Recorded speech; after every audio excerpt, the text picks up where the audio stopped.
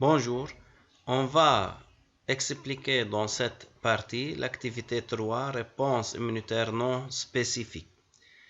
Premièrement, c'est quoi non spécifique? Non spécifique se dit d'une réponse immunitaire qui ne dépend pas de l'identité de l'intrus.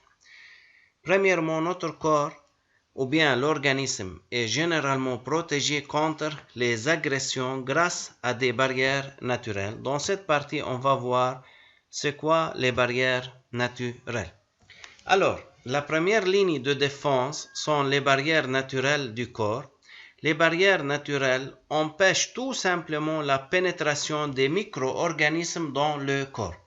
Les micro-organismes, comme on a dit précédemment, comme les bactéries, les virus et tous les autres agents pathogènes. Les barrières naturelles du corps sont des surfaces protectrices qui protègent le corps contre les micro-organismes. Alors, premièrement, on va voir quelles sont les portes d'entrée des microbes et des virus dans notre corps et quelles sont les barrières naturelles.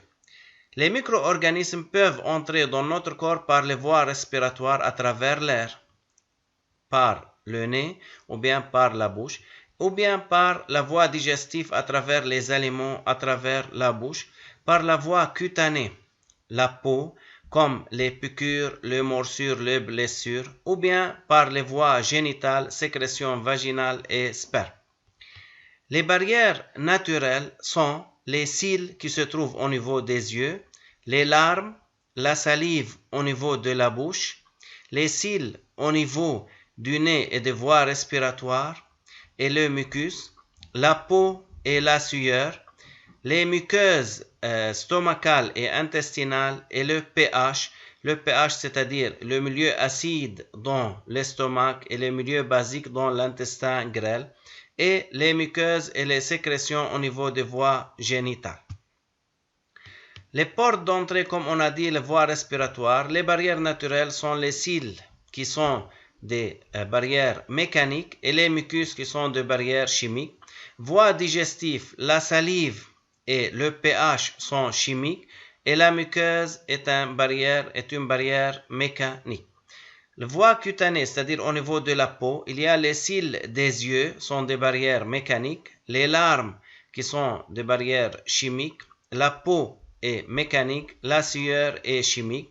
Au niveau des voies génitales, les muqueuses mécaniques et les sécrétions sont des barrières chimiques.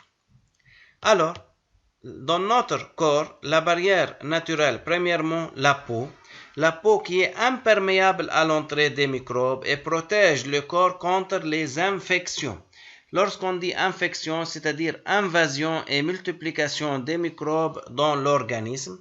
Nature de cette barrière c'est une barrière physique ou bien mécanique. Elle doit surmonter l'envahisseur.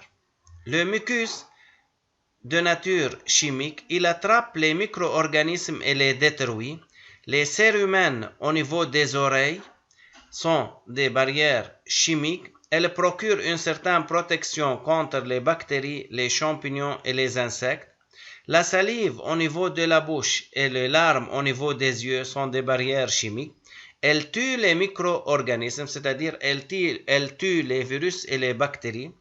Les yeux sont des barrières chimiques. Elles sécrètent les larmes qui tuent les microbes et les micro-organismes. Alors, c'est un tableau qui montre la nature physique ou chimique et le rôle de chacune des barrières naturelles. Enfin, merci pour votre attention.